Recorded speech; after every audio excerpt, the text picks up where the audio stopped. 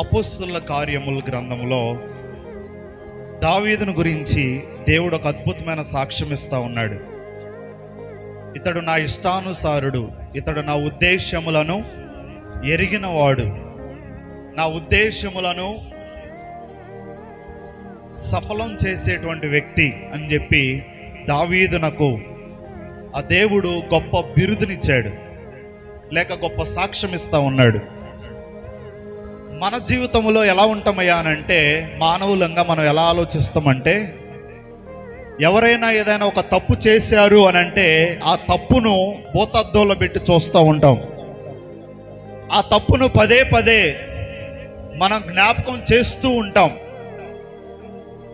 ఆ తప్పును ఏలెత్తి చూపిస్తూ ఉంటాం. ఆ తప్పును బట్టి ఇక ఇతడు అన్ఫిట్, లేకపోతే ఇతడు దేవుడికి ఇష్టడు కాదు అని అనుకుంటా ఉంటాం. కానీ దావీదు యొక్క జీవితంలో దేవాతి దేవుడు ఎందుకు దావీదు తప్పు చేసినప్పటికీ కూడా, పాపం చేసినప్పటికీ కూడా ఇతడు నా ఇష్టానుసారుడు అని అంటా ఉన్నాడయ్యా అని అంటే, దావీదు ఒక గొప్ప అద్భుతమైన పని చేశాడు. అదేంటి అని అంటే మనం ఈరోజు ధ్యానం చేసుకుందాం. మొదటిగా, పాపం చెయ్యక ముందు పరిశుద్ధంగా ఉన్నప్పుడు సాక్ష్యం ఇవ్వడం వేరు, పాపం చేసిన తర్వాత కూడా ఒక వ్యక్తిని గురించి సాక్ష్యం ఇవ్వడం వేరు. అయితే దేవుడు దావీదు విషయంలో పరిశుద్ధంగా ఉన్నప్పుడు సాక్ష్యం ఇచ్చాడు, తర్వాత పాపం చేసిన తర్వాత కూడా సాక్ష్యం ఇస్తా ఉన్నాడు. చాలా సంవత్సరాలు గడిచిన తర్వాత దావీదును గురించి లూకా గారి ద్వారా అపోస్తలుల కార్య గ్రంథములో దేవుడు రాపిస్తా ఉన్నాడు.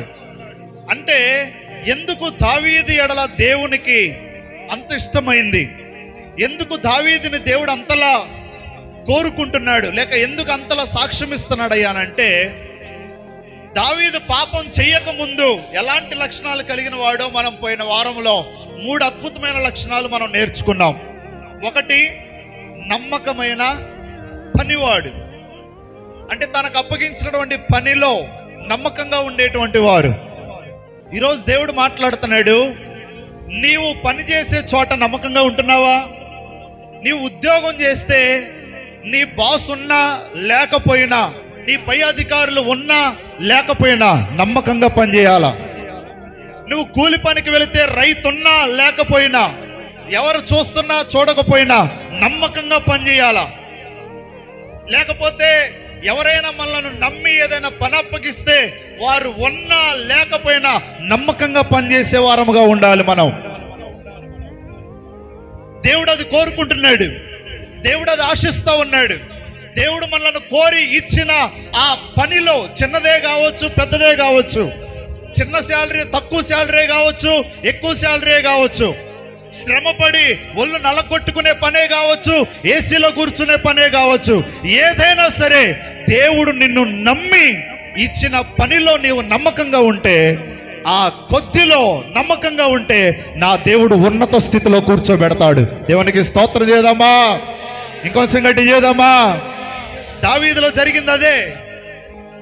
నమ్మకంగా పనిచేశాడు. గొర్రెలు కాసే దగ్గర నుండి కూడా ఎక్కడికన్నా వెళ్ళవలసి వస్తే వేరే పని వాళ్ళకు అప్పగించి వెళ్ళేవాడే, కానీ మా నాన్న పని చెప్పాడులే అని చెప్పేసి ఆ గొర్రెల మందను అలా వదిలిపెట్టిపోయేవాడు కాదు, అలా కట్టివేసి వెళ్ళిపోయేవాడు కాదు, దొడ్డిలో ఉంచి వెళ్ళిపోయేవాడు కాదు. చాలా నమ్మకంగా పనిచేశాడు. అలా నమ్మకంగా పనిచేయడాన్ని బట్టి దేవుడు అతని చేతిలో ఉన్న చిన్న చిన్న ఆయుధాలనే పెద్ద సాధనాలుగా తయారు చేసి వాడుకొని దావీదు పేరు ఉన్నత స్థానములో ఉండేలా, దావీదు ఘనత లేకపోతే దావీదు యొక్క పేరు ప్రఖ్యాతలు ప్రతి నోట పలికేలా దేవుడు ఆశీర్వదించాడు. అందుకని ఈరోజు నీకు అప్పగించిన పనిలో నువ్వు ఎలా ఉంటున్నావు? నమ్మకంగా ఉందాం. రెండవది, దావీదు చాలా ఓర్పు కలిగినటువంటి వాడు. దాదాపు సౌలు 13-12 సంవత్సరాలు అరణ్యంలో తరిమి కొట్టినా కూడా ఏమాత్రం కూడా సహనాన్ని కోల్పోకుండా, ఎందుకు నాకు ఈ బాధ, ఎందుకు ఈ శ్రమ, నమ్మకంగా ఉంటున్నాను కదా అని దేవుని మీద సనుక్కోకుండా, లేకపోతే ఆ దేవుని మీద నిందలు వేయకుండా, లేకపోతే సౌలు మీద తిరగబడకుండా ఎలా ఉన్నాడయ్యానంటే ఓపికతో ఈ కష్టకాలంలో కూడా నేను నమ్మకంగా ఉండాలి అని చెప్పి కష్టములో కూడా ఓపిక కలిగి ఉన్నాడు. ఈరోజు నువ్వు చేసే పనిలో లేకపోతే నీకు వచ్చే పరిస్థితుల్లో మనం ఓపిక కలిగి ఉన్నాం అనుకోండి, ఆ ఓపిక మనకు గొప్ప ఆశీర్వాదాన్ని తీసుకొచ్చింది. అందుకని సకల జనుల ఎదుట మీ ఓపికను మీ సహనమును తెలియపరచుడి అని బైబిల్లో రాయబడి ఉన్నది. అలా దావీదు ఓపికమంతుడిగా ఉన్నాడు. రెండవది. మూడవది, దావీదు దేవుని పని ఎడల లేక దేవుని మందిరం ఎడల ఆసక్తి కలిగిన వాడై ఉన్నాడు. ఒకటి, జనులందరినీ మందిరం కట్టడానికి కొంత ధనాన్ని కొంత సామాగ్రిని సమకూర్చాడు. రెండవది, తన సొంత ఆస్తిలో నుండి వెండి బంగారాలు, పనిముట్లు, అనేకమైనటువంటి మ్రాణులు, వాటన్నిటినీ కూడా దేవుని మందిరానికి ఇవ్వడానికి వెనుకాడలే. మనమైతే ఏం చేస్తామో తెలుసా?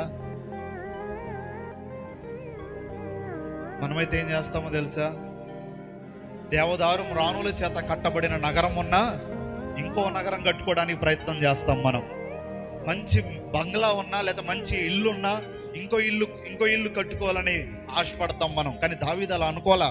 ఇంకో నగరం కట్టుకోవాలనుకోవాలా, నా దగ్గర ఉన్న డబ్బులతో ఇంకో ఇల్లు కట్టుకోవాలనుకోవాలా.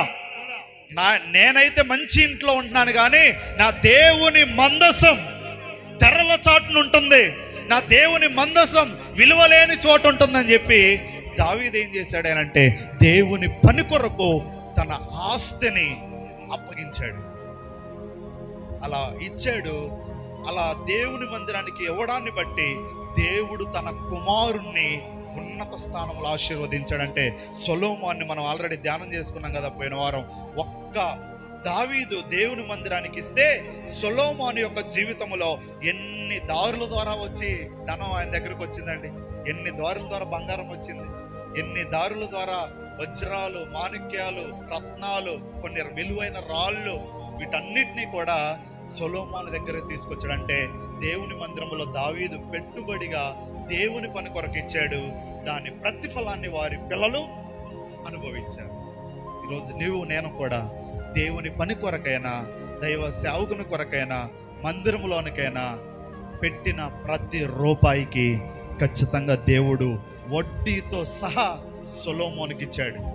ఆఖరికి అంత ఆస్తిపాస్తులు ఉన్న దావీదే తన టేబుల్ మీద తన పాత్రలు బంగారువి కాదులే, కానీ సొలొమోను పానపాత్రలు ఎలా ఉన్నాయట? బంగారంతో చేయబడినవట. అంటే అతను తాగే వాటర్ బాటిల్ అయినా, గ్లాస్ అయినా, లేకపోతే అతని టేబుల్ మీద ఉండేటువంటి ఆ భోజనం చేసే పదార్థాలు, పాత్రలు ఏవైతే ఉన్నాయో ఆ పాత్రలన్నీ కూడా దేంతో తయారు చేయబడినాయట? చూడండి, బంగారం. మొత్తం తన టేబుల్ మీదే బంగారంతో తింటా ఉన్నాడు. దానికి కారణం ఏంటి? తన తండ్రి దేవుని మందిరానికి ఇవ్వడాన్ని బట్టి కుమారుని దేవుడు అంతగా హెచ్చించాడు, ఆశీర్వదించాడు. సో ఈరోజు కూడా నేను మీ అందరికీ తెలియజేస్తున్నాను, దేవుని పని విషయంలో, దేవుని మందిరం విషయంలో, కానుకల విషయంలో, దశంభాగాల విషయంలో, లేకపోతే దేవుని మందిరంలోకి వస్తువుల విషయంలో ఏ పని చేసినా, దేవుని కొరకు ఏ రూపాయి ఇచ్చినా, ఏ నీ కష్టార్జితాన్ని ఏది తీసుకొచ్చి దేవుని మందిరంలోకి ఇచ్చినా ఖచ్చితంగా గుర్తుపెట్టుకోండి, వడ్డీతో సహా నా దేవుడు ఖచ్చితంగా తిరిగి రిటర్న్ చేస్తాడు. దేవునికి స్తోత్రం చేద్దామా? ఇంకొంచెం గట్టి చేద్దామా? అది ఇచ్చేవారికే తెలుసు, ఇచ్చేవారే అనుభవిస్తారని. ఇచ్చేవారే అనుభవిస్తారు. మైలవరంలో చిన్న మొక్క ఇంత కూడా ఉండదు, మన మందిరం అంతా కూడా ఉండదు స్థలం. మన మందిరంలో సగం ఆ స్థలాన్ని అమ్మేసి దేవుని మందిరం కొరకు, దేవుని పని కొరకు ఖర్చు పెట్టారు నాన్న. ఈరోజు మీరు నమ్మండి, మేనవాళ్ళలో అంత పెద్ద ఇళ్ల స్థలం ఉన్న ఇల్లు ఎస్సీ కాలనీలో ఎవరికి లేదు. దేవునికి స్తోత్రం చేద్దామా? చాలా మంది ఏడుస్తారు, అరే ఈడు ఎక్కడి నుండి వచ్చి బాగుపడ్డాడు. బాగుపడటం కాదు, ఆయన బాగు చేశాడు.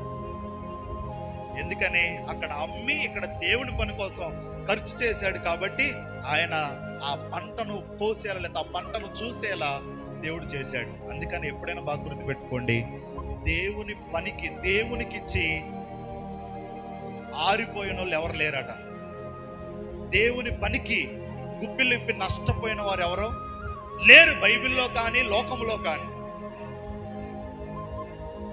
ఆ విధంగా దావీదు దేవుని ఎడల, మందిరం ఎడల ఆసక్తి కలిగి ఉన్నాడు. అయ్యో, నేనైతే బాగానే సుఖంగానే ఉంటున్నానులే, కానీ నా దేవుని మందస్సం తెరల చాటున ఉంటుంది కాబట్టి నా దేవునికి ఒక మందిరం కట్టించాలి అని మందిరానికి కావలసిన వనరులన్నిటిని సమకూర్చి సొలొమోనుకు అప్పగించాడు.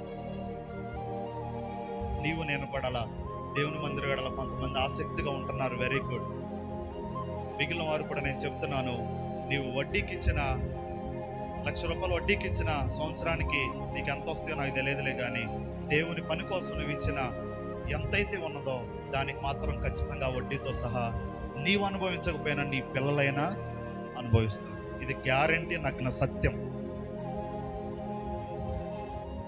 అందుకని దేవుడు అన్నాడు కదా మలాకీ గ్రంథంలో, నాకు ఇచ్చి నన్ను శోధించడి, అప్పుడు పట్టజాలంత ఆకాశపు వాక్యంలను నేనేం చేస్తా, మీకు ఇస్తా. అంటే మనం పిరికిడితో ఇస్తే ఆయన ఏం చేస్తాడు, ఆకాశపు వాక్యంలను విప్పుతాడట. అర్థమవుతుంది దేవుని పెట్టారా? అందుకనే కానుకల విషయంలోనైనా, దశభాగాల విషయంలోనైనా, మందిరంలో ఏదైనా పనుల నిమిత్తమైనా మీరు ఇస్తున్నారు అంటే నేను గ్యారంటీగా చెప్తున్నా, దానికి ప్రతిఫలాన్ని ఖచ్చితంగా మనం అనుభవిస్తాం. రైస్ విషయంలో కూడా మనం మొదటిగా ఈ పూట వండుతున్నామంటే ఆ పూట కుప్పిల్లో మన పిరికిడితో ఎన్ని వస్తుందంత ఆ పిరికిడి తీసి ఆ డబ్బాలో పెట్టాలి పక్కన. ఏదో తోడుకొని రావటం కాదు, అది లెక్క కాదు. అది ఏం చేయాలి, వండుతున్నప్పుడల్లా ఒక పిరికిడు మొదటి భాగం, మొదటి ప్రథమ ఫలం, మొదటి పిరికెడు దేవునికి చేసి తర్వాత మనం తినాలట. అర్థమవుతుంది? ఆ విధంగా ఎవరైతే ఉంటా ఉన్నారో, నేను మరలా చెప్తున్నాను, మనం దేవుని కొరకే ఖర్చు చేసిన ప్రతిదీ కూడా ఏదైనా కావచ్చు, దైవ సేవకులకు నువ్వు ఇచ్చే బట్టలైనా కావచ్చు, దైవ సేవకులకు ఇచ్చే కానుకలైనా కావచ్చు, ఏదైనా కానీ దేవుని పేరట నువ్వు ఏదిచ్చినా, గిన్నెడు చన్నీళ్ళు అని బైబిల్లో రాయబడి ఉంటుంది, ఏదిచ్చినా దేవుని పేరట దాని ప్రతిఫలాన్ని మనం ఏం చేయలేం, పోగొట్టుకోలేం. అది నగ్న సత్యం. దావీదు అది నేర్చుకున్నాడు, హృదయానుసారుడిగా దేవుడికి తయారయ్యాడు. అది పాపం చేయక ముందు మనం ధ్యానం చేసుకున్నాం. అయితే ఈరోజు ఒక అద్భుతమైనటువంటి 2 విషయాలు మీ ఎదుటకు నేను తీసుకురావాలని ఆశపడతా ఉన్నాను. దావీదు యొక్క జీవితంలో తప్పు చేసిన తరువాత సాధారణంగా ఆ తప్పును ఒప్పుకోవడానికి మనం వెనకాడుతాం. జాగ్రత్తగా వినండి, తప్పు చేయడం సహజం. తప్పు మార్గాలు మన ముందుకు రావు అంటానికి వీల్లేదు. తప్పు చేయడానికి మార్గాలు వస్తాయి, తప్పు చేయడానికి అవకాశాలు వస్తాయి, తప్పు మార్గంలో నడవడానికి ప్రేరేపిస్తారు, తప్పు మార్గంలో వెళ్ళడానికి స్నేహితుల ద్వారానో బంధువుల ద్వారానో పనిచేసే చోటో ఖచ్చితంగా మనం తప్పు చేయడానికి ఆస్కారాలు, మార్గాలు తెరవబడే ఉంటాయి. సాతానుగాడు ఎప్పుడు మనల్ని తప్పు ద్రోవలోనికి నడిపించాలనే చూస్తూ ఉంటాడు. అయితే తప్పు చేయని మానవుడు అంటూ ఉండడం. అందుకని బైబిల్లో ఒక మాట ఉంది కదా, నీతిమంతుడు లేడు, ఒక్కడునూ లేడు. అందరూ పాపము చేసి దేవుడు అనుగ్రహించే మహిమను ఏం చేస్తా ఉన్నారు, పోగొట్టుకుంటున్నారట. అంటే అందరూ పాపం చేసేటువంటి వారే నేను నీతిమంతుణ్ణి, నాలో ఏ పాపము లేదు అన్నాడు అంటే అబద్ధం. మనం ఉండలేవు నీతిగా, మానవుడు బ్రతకలేడు నీతిగా. కానీ ఏది బ్రతికించిందయ్యానంటే దేవుని వాక్యం మనలను నీతిగా నడిపించింది. దేవునికి స్తోత్రం చేద్దామా, ఇంకొంచెం గట్టి చేద్దామా.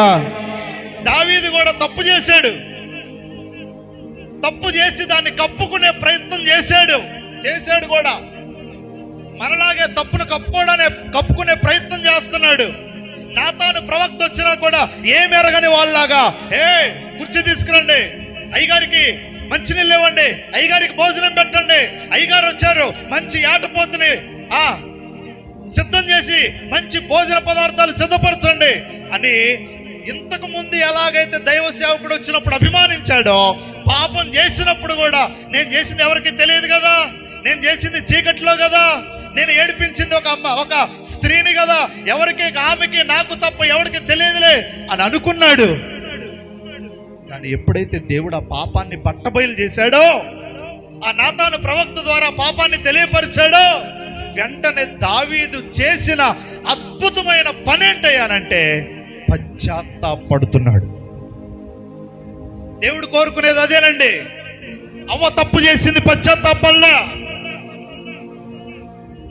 సర్పం మీద నెట్టేసింది, అందుకే శాపాన్ని కొని తెచ్చిపెట్టుకుంది. నీవు బ్రతుకు దినములల్లా శ్రమను నీవు కనే సమయములో ఖచ్చితంగా నొప్పులు భరించలేని నొప్పులు భరిస్తావు. అవ్వ తీసుకొచ్చిన పండు తినటం వల్ల ఆదామును కూడా దేవుడు శపించాడు. నేల శపించబడింది. నువ్వు సేద్యపరచి చెమటోడ్చి పొలము లేకపోతే పనులు చేసి నువ్వు బ్రతుకుతావు అని దేవుడు శపించాడు. దేనివల్ల?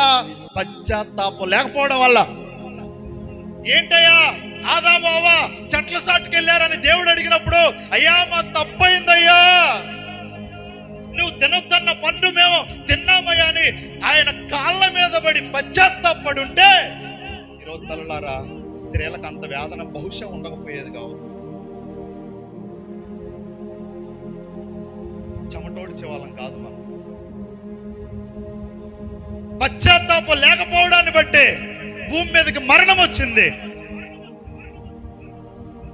కయీను తప్పు చేశాడు. ఒకటి, శ్రేష్టమైన అర్పణలు ఇవ్వకుండా దొంగ దొంగ అర్పణలు లేదా సచ్చ అర్పణలు ఇచ్చి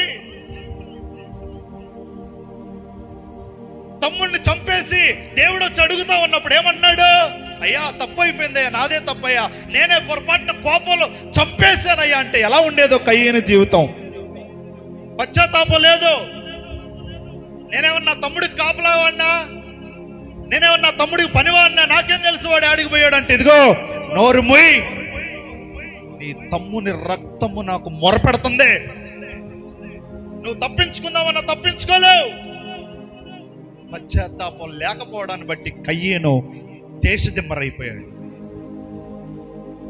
సౌలు తప్పు చేశాడు. నువ్వు ఎవరిని వదిలిపెట్టదు, అమాలేకీల్లో వెళ్ళు, యుద్ధానికి వెళ్ళు, అందరినీ అర్థం చేయి, అన్ని అర్థం చేయి, ఖాళీ చేతులతో రండి అంటే మనోడు ఏం చేశాడు? రాజులను బ్రతకనిచ్చాడు. శ్రేష్టమైన ఆరోగ్యకరమైన కొన్ని పశువులను తీసుకుని వచ్చాడు మరలా. అప్పుడు సమయాలు వచ్చి అడుగుతా ఉన్నాడు, ఏంటి సౌలా నువ్వు చేసిన పని అంటే, నేనేం చేశానయ్యా, మరి ఏంటి ఆ రంకెలేంటి, ఆ గోలలేంటి, పశువుల కేకలేంటి అని అంటే, నేను కాదయ్యా ఈ ప్రజలు తెమ్మంటేనే నేను తీసుకొచ్చా, ఆ రాజును కూడా ప్రాణాలతో తీసుకొచ్చా అంటే అప్పుడు దేవుడు సౌలును శపించేశాడు. అధికారం నుండి తీసేశాడు. అదే ఆ సమయంలో సౌలు గనక పశ్చాత్తాపడుంటే ఇంకొంతకాలం రాజుగా కొనసాగేవాడేమో. అయ్యా నా తప్పు అయిపోయింది, ఇదిగో ఈ జనులే పశువులు తీసుకొద్దామంటే తీసుకొచ్చానయ్యా, రాజును ప్రాణాలతో ఉంచుదామంటే ఉంచానయ్యా అని తన పశ్చాత్తాపడినట్టయితే ఎలా ఉండేదో తెలియదు. ఈరోజు వాక్యాన్ని అంటున్న ప్రియ దేవుని బిడ్డలారా, ఇవన్నీ చెప్పడానికి గల కారణం ఏంటయ్యానంటే, దేవుడు తప్పు చేయకుండా మానవుడు ఉంటాడు అని ఆయన కూడా అనుకోడు. ప్రతి మానవుడు అందరూ పాపం చేశారనే బైబిల్లో రాయబడి ఉంది. అందరూ పాపం చేసి దేవుడిని గురించి మహిమను పోగొట్టుకుంటున్నారని ఆయన రాసి పెట్టాడు. తప్పు చేయని మానవుడు ఉండడు, పాపం చేయని మానవుడు ఉండడు, లోకంలో తిరగని మానవుడు ఉండడు, లోక కోరికలు రాని మానవుడు ఉండడు. అన్నీ వస్తాయి. ఒకవేళ పొరపాటున తప్పు చేసినా కూడా దేవుడు కోరుకునేది ఏంటయ్యానంటే, చదువుకుందాం రండి. 51వ అధ్యాయము 16-17 వచనాలు చదువుకుందాం. నీవు బలిని కోరువాడవు కావు, కోరిన ఎడల నేను అర్పించుదును. చాలు, చదవండి. విరిగిన మనస్సే దేవునికి ఇష్టమైన బలులు. దేవా, విరిగి నలిగిన హృదయమును నీవు అలక్ష్యము చేయవో. తల్లులారా వినండి, మనమైతే ఎవరైనా పాపం చేస్తే అలక్ష్యం చేస్తాం, వాళ్ళ వైపు చూడడం, వాళ్ళని పట్టించుకోం, వాడు మారాడు అన్న నమ్మం. కానీ దేవుడు విరిగి నలిగిన మనస్సుతో ఎవరైతే వారు చేసిన తప్పును ఒప్పుకుంటారో, రండి చదువుకుందాం బైబిల్ గ్రంథంలో 1 యోహాను రాసిన పత్రిక.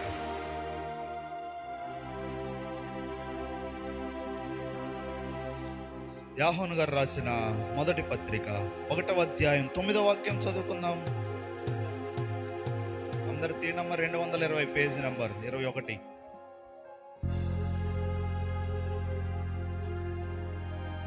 తీసారా? 1వ అధ్యాయం 9వ వచనం.